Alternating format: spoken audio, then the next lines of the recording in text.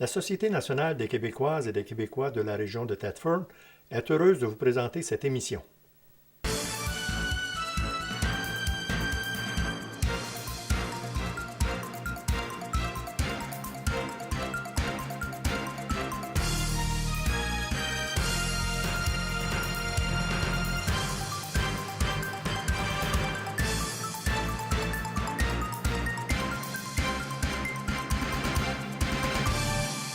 Mesdames, Messieurs, bonsoir et bienvenue à l'émission Le Touche à tout. Ce soir, en cette fin du mois de janvier, j'ai le plaisir d'avoir avec moi un seul invité durant toute l'émission. J'ai le plaisir d'avoir le maire de la municipalité de Saint-Joseph de Coleraine, M. Gilles Gosselin. M. Gosselin, bonsoir. Oui, bonsoir, M. Sévigny. Alors, vous avez été réélu au mois de novembre suite à une élection où vous avez été obligé de défendre votre mandat. Oui. Où, Bon, il ne faut jamais rien prendre pour acquis. Hein? Oui. Vous entreprenez quel énième mandat à la mairie de Coleraine? Ben, disons que c'est un quatrième. Il y en a un, le troisième que j'ai terminé, là, n'était pas complet. Oui. Parce que ça avait été une élection complémentaire en avril 2011. Oui. Donc, j'ai fait 2 ans et demi de ce mandat-là, du troisième, dans le fond. Puis ça, c'est le quatrième. OK, Auparavant, parce que, de 93 à 2001, j'avais fait 2 mandats. vous aviez fait 2 mandats de 4 ans, de puis 4 là, ans. vous avez fait un peu plus que 2 ans. Pour et le là, troisième, là, ben, si Dieu le veut, s'il là, vous nous enchaînez pour permet 4 d'être ans, en là. santé, tout ça, on va enchaîner pour 4 ans. OK. On parle toujours, parce que Coleraine, vous êtes directement touché, de toute façon, toute la région est touchée par le problème là, de la route 112. Mais vous êtes concerné parce que les 2 routes qu'on utilise de déviation, c'est sur votre territoire. Sur notre territoire, Canadien, en grande partie. En grande partie, là, que ce soit le Grand Lac Saint-François ou par Vimy. Oui. Mais est-ce que vous avez du nouveau par rapport à la fameuse route 112 qu'on a commencé à réaménager, là, avec un nouveau tracé? Du nouveau, oui. Jeudi dernier, on est allé, le ministère des Transports, à la demande du comité de suivi, dont je fais partie depuis le début. On nous a organisé une visite des lieux. Bon, c'est une visite, disons, on n'a pas pu tout voir, là, les 3 chantiers, mais on est allé d'abord voir la construction du pont sur la rivière Bécancour, là, près du secteur de Black Lake. Là, on a vu que les ouvriers travaillaient, même s'il faisait très froid, travaillent et préparent les assises pour installer là, l'assiette du pont, si on veut dire comme ça, pour pouvoir enlever les estacades là, qui protègent de l'eau d'ici le printemps à cause de la crue des eaux. Ah oui, pour OK. prévenir pour la crue des eaux. Par après, on est allé... on pensait pouvoir arrêter sur la route de Vimy, avant la mine Normandie, pour voir un petit peu de loin le déplacement des haldes. Mais c'était pas assez sécuritaire pour que l'autobus puisse stationner là. Ça fait qu'on a juste regardé de loin et à travers les vitres un petit peu glacées de l'autobus qu'on pouvait voir une pelle travailler et un camion là, sur le dessus d'une halle, entre autres. Et ça, là, le déplacement des halles, c'est pour permettre à la route de passer là, de passer, le tracé, oui, là. c'est ça. Et OK. aussi de faire en sorte que ce soit pas, que ces montagnes de résidus-là soient pas dangereuses pour des éboulements sur la route, là. OK. Donc, c'est l'élargissement, puis baisser la aussi, stabilisation là, de tout ça. Ça, c'est le deuxième chantier. C'est le deuxième chantier. Et par la suite, on a continué, on a descendu par Vimy, on a fait les belles petites courbes qu'il y a là, Oui. très sécuritairement en autobus. Et puis, on est allé voir le chantier qui appelle du Boisé à la sortie de Coleraine. Donc là aussi, on est en train de faire la forme de la route, donc excaver le terrain, le mort-terrain, puis ils vont faire dans quelques temps les fossés aussi pour pouvoir mettre le concassé cette année. Et ce chantier-là devrait être prêt au complet, y compris l'asphaltage pour juin 2015. Est-ce que, là, vous êtes allé sur les lieux, là, sur place, là. Est-ce que ça vous encourage? Est-ce que vous pensez que l'échéancier va être respecté? Là, vous parlez de l'asphaltage pour juillet 2015. Oui. On a toujours parlé que le nouveau tronçon là, de la route entre, disons, Black Lake et Coleraine, ça devrait être prêt pour l'automne 2015. Oui. Est-ce que vous êtes optimiste par rapport à ce que vous avez vu? Puis, J'espère bien, d'après ce qu'on a vu, que ça devrait se concrétiser pour l'automne 2015. Il y a un petit bémol, là, c'est que dans le déplacement des haldes, entre autres une halde en particulier, c'est un petit peu plus problématique que prévu parce qu'on ne connaissait pas trop la consistance de ces résidus-là. le contenu. Oui, le contenu, puis ils sont aperçus qu'il y a vraiment toutes sortes de choses dans ça et ça va probablement être plus difficile d'en assurer la stabilité. Donc, c'est un petit accroc dans l'échéancier du déplacement des haltes. Mais par contre, on espère bien être capable de passer à travers ça et de faire réaliser le tout pour l'automne 2015. La partie qu'on mentionnait, qui est le secteur boisé tout près de Coleraine, à la sortie de Coleraine, c'est la partie qui devrait être terminée la première, de même que le pont. Ah, bon. Au début de l'été 2015. L'autre partie, bien, à cause des petits inconvénients, tout ça, et c'est la partie la plus difficile à réaliser, bien, c'est toujours l'automne 2015 qui est visé pour... OK. Autrement dit, là, pendant l'année 2014, parce qu'on est au début de l'année, là, on n'a même pas fini le premier mois, au moment où on se parle, ça veut dire qu'ils vont consacrer beaucoup d'énergie à relocaliser ou en tout cas déplacer ces montagnes-là. De trouver la solution pour que ça rentre dans l'échéancier final qui est l'automne 2015. Et aussi, c'est la partie, disons, dans le secteur minier, ça, c'est la partie du secteur minier qui exige le plus de travaux. Là. Oui. Mais donc, vous... Moi, du train où vont les choses. Oui, il ne faudrait pas. Il ne faudrait pas. Parce que les gens, je pense, limites, là, les gens chez nous, là, et même toute la région, là, commencent évidemment à vouloir voir la lumière au bout du tunnel dans ce dossier. On parle de route, on pourrait utiliser, on commence à avoir notre voyage. Mais au niveau de l'entretien, parce que moi, j'utilise beaucoup la route de Vimy, même si elle est des grosses courbes, là. Elle est très bien entretenue. Et tout à l'heure, avant le début de l'émission, on parlait avec quelqu'un de Coleraine, là, Mario Lavoie, puis je pense que Mario passe très souvent par le chemin par en haut, comme on dit, le chemin du barrage. Et là, les deux routes ne sont pas entretenues de la même façon.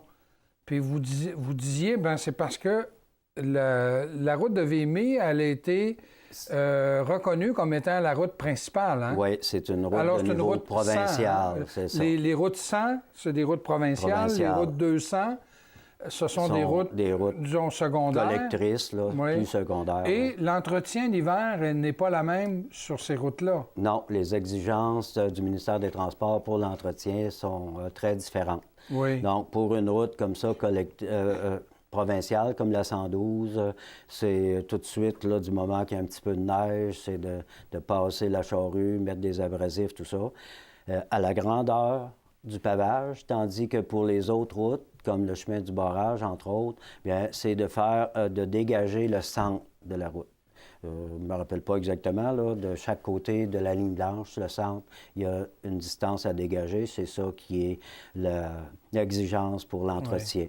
Puis l'épaisseur de neige aussi n'est pas la même. Le grand tracteur peut passer là, quand il y a un petit peu plus épais de neige. Bon. Il n'est pas obligé de tout de suite à la première au premier brin de neige. Oui, et on a vu la différence, nous, dans la région, quand on part de Black Lake, qu'on s'en va à Plessisville, parce qu'auparavant, cette route-là était la 265 et aujourd'hui, c'est la 165. Et le changement de numéro a eu aussi un effet bénéfique, dans le sens que la route étant devenue une route provinciale, oui. Donc elle est mieux entretenue aussi. Donc, c'est pour ça que le chemin de Vimy est considéré comme étant la route provinciale qui est devenue la 112. C'est la 112. C'est la 112. Et pour les véhicules légers. Oui. Là, et c'est ce qui fait qu'elle est mieux entretenue. Elle est mieux entretenue. Et étant donné configuration de la route, eh bien, le ministère des Transports l'avait gardé à sa charge pour en faire l'entretien. Et en tout cas, à leur décharge, comme si on peut dire, c'est bien entretenu. Est-ce que ça veut dire que l'entretien de la partie de la route du Grand Lac Saint-François qui est sur votre territoire, c'est vous qui l'a... C'est la municipalité qui a été sous contrat avec la municipalité, et étant donné que ça néglige un niveau un petit peu supérieur à ce que nous autres, la municipalité, on exigeait, bien, il y a une compensation là, de quelques milliers de dollars pour le surplus occasionné. Okay. Mais c'est notre contracteur, qui en effectue le dégagement, le déneigement, mais sous la supervision du ministère des Transports. OK. Ce qui n'est pas le cas pour la route de Vimy, c'est vraiment le ministère qui l'entretient. On n'a rien... vous avez... Il y a eu des négociations. Oui. On avait à notre charge la route de Vimy auparavant, puis notre contracteur l'avait dans son contrat. Donc, avec le ministère, il y a eu un réaménagement du contrat, et puis avec les sommes nécessaires là, pour faire les ajustements. OK. Donc, si on termine sur la 112, là, il y a lieu d'être optimiste pour l'automne 2004. Oui, au moins, il se fait quelque chose. Bon, au moins. Il s'en fait du travail. Oui. Restons dans le secteur minier, là, parce que la nouvelle route va passer sur un territoire minier. Là. Vous aviez eu, à un moment donné, une contestation du rôle d'évaluation de la mine Lab depuis qu'elle était fermée, tout ça, puis que ça s'est terminé devant un comité. Là. Vous n'avez pas eu besoin d'aller en cours, on n'a pas eu besoin, non, d'aller... Mais là, vous avez un nouveau rôle d'évaluation à Coleraine. Oui. Un nouveau rôle qui prend effet le 1er janvier là, 2014. OK. En tout cas, les évaluateurs ont maintenu l'ancienne évaluation qu'on avait convenue ensemble. Est-ce qu'il y aura contestation? Ah, ça, vous ne savez pas encore? On ne sait pas encore. Okay. Il vient d'être déposé, le nouveau rôle. Donc, il y a un délai, là, je pense que c'est 3 mois pour pouvoir contester. Là. D'ici fin mars, il faut déposer, oui. On devrait en avoir le cœur net d'ici ce temps-là. La dernière fois que vous êtes venu, M. Gosselin, on a parlé aussi du projet d'aménagement d'une habitation pour personnes âgées. Oui. Là, on est en janvier. Est-ce que la construction chemine? Vous aviez eu un délai à un moment donné parce que les soumissions étaient un peu plus élevées que prévu. En appel d'offres à cause que la soumission était trop élevée la première fois. Oui, ça s'est bien passé la deuxième fois. Et les travaux ont débuté au mois de décembre. Les fondations sont faites. Là, c'est arrêté d'ici au printemps, mais ça va être livré pour le 1er juillet. Donc, au cours du mois de juin, tout le bâtiment devrait être prêt à recevoir les premiers occupants. Rappelez-nous, là, cette habitation-là, à quel endroit elle va être construite? Et c'est pour qui et combien de logements? Elle est construite près de l'église. Oui. D'ailleurs, il y a le HLM là, qui est tout près.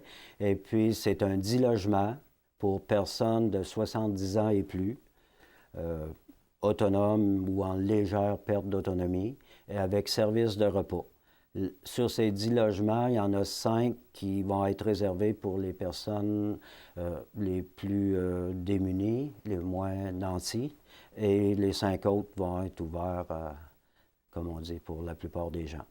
Et ça, là, l'aménagement, la construction de cette bâtisse-là, ça a vraiment pour but de garder les personnes de Coleraine à Coleraine. À Coleraine, oui. D'ailleurs, la municipalité s'est impliquée financièrement parce que nous autres, au conseil municipal, on trouvait un petit peu déplorable que les gens qui ont travaillé pour, disons, construire et vivre à Coleraine, bien, rendus vers la fin de leur vie comme ça, trouvaient ça triste qu'ils doivent s'expatrier, s'exiler ailleurs pour pouvoir finir leur jour. Donc, on a dit, si on a une opportunité, on va embarquer là-dedans, on va prendre des argents pour pouvoir l'investir, pour permettre à ces gens-là de pouvoir finir leur jour le plus près de leurs proches. OK.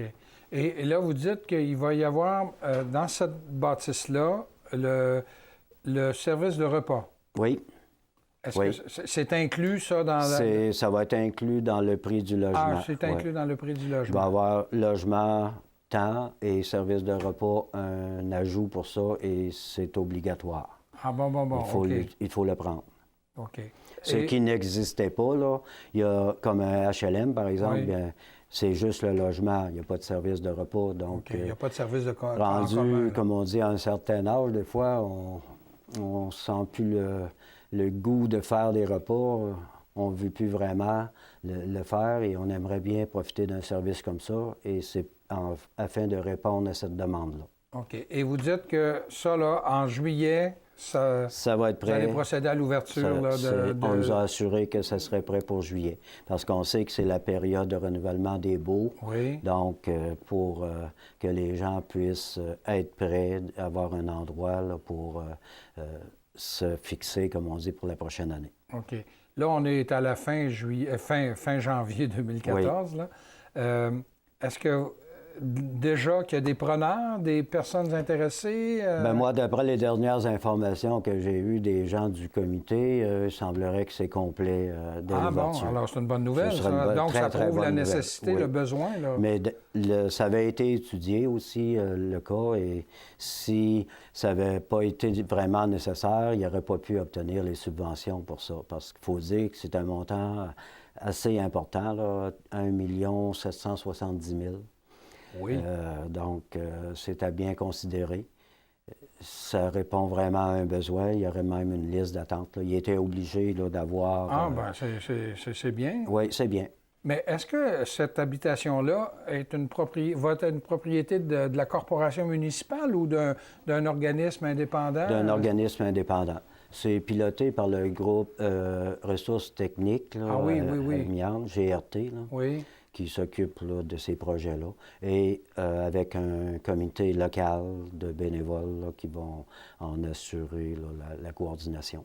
Donc, ça aussi, ça va bien, là? Oui, ça va bien. OK. Et la municipalité, elle, n'a pas à s'ingérer dans ça, à part qu'on a un règlement qui dit qu'on va fournir, c'était 25 000 l'année de la construction et 10 000 par année pendant les 19 autres années. Ah, bon. Alors, ça, c'est... On s'est engagé par règlement pour ça. OK. Alors, pour permettre, disons, à un moment donné... Aux gens. Pas de l'auto... Ben, c'est de l'autofinancement. Oui, ça, c'est vers l'autofinancement, oui. OK. Bien, il y a aussi un retour de taxes, là. Cette habitation-là va payer des taxes à la municipalité. Donc, en bout de compte, là, la municipalité, au plan humain, va être gagnante de beaucoup. Et au plan financier, je pense pas qu'on va être pas perdant. Vraiment perdant, non. OK. Mais par contre, la dernière fois que vous êtes venu, on a parlé que votre comité là, de développement industriel et commercial, la corporation municipale s'est portée acquéreur de... Le comité s'est porté acquéreur. Ah, c'est le comité, oui. Avec mais qui relève la de la caution, ville? avec le financement, là, la garantie de prêt a été accordée par la municipalité. Par la municipalité, vous êtes porté acquéreur là, de la bâtisse là, qui appartenait auparavant à ce qu'on connaissait bien, Métal Coleraine, c'est exact. Est-ce que vous aviez déjà deux locataires au départ? Oui.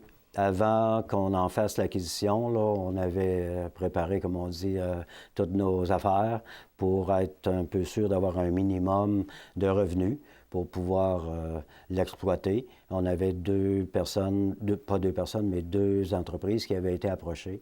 Et lorsqu'on a acquis, ça va faire bientôt 1 an, là, c'était le 13 mars 2013, lorsqu'on s'est porté acquéreur, on a signé chez le notaire. C'est le comité de développement industriel, en passant, c'est pas la municipalité. Non, OK.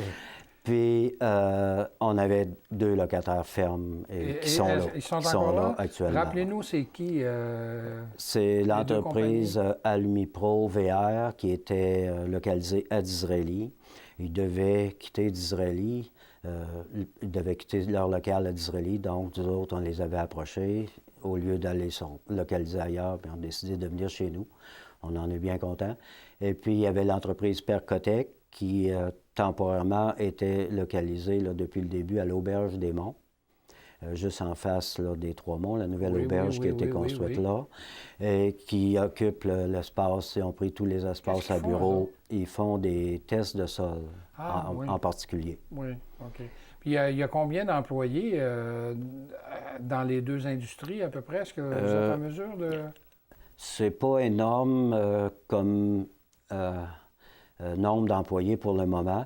À l'Umipro, il y a 3 employés permanents, de temps en temps quelques temporaires. Percotec, l'été, ça vire beaucoup. Hein, les tests de sol Oui, l'hiver, oui. c'est pas facile. Si ma mémoire est bonne, c'est alentour de 8 employés. Ah bon, Ouais. OK. Mais Metal Coleraine, pour y avoir déjà été faire des entrevues, là, Ouais. puis des reportages, c'était une industrie qui n'était pas petite, ça? Non, non. Alors, c'est ces pas- deux industries-là, là, il y a de la place encore, hein, j'imagine? Ces deux-là occupent même pas tout à fait la moitié du bâtiment.